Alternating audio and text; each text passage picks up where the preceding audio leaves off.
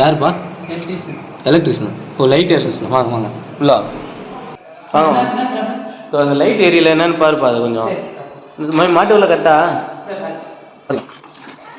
தம்பி என்ன தேடுறீங்க? சார் டெஸ்ட் வச்சிருக்கீங்க.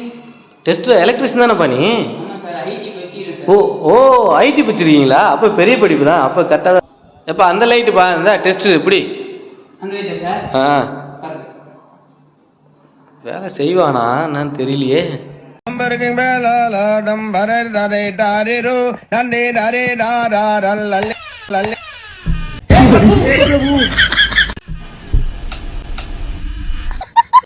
अरे नहीं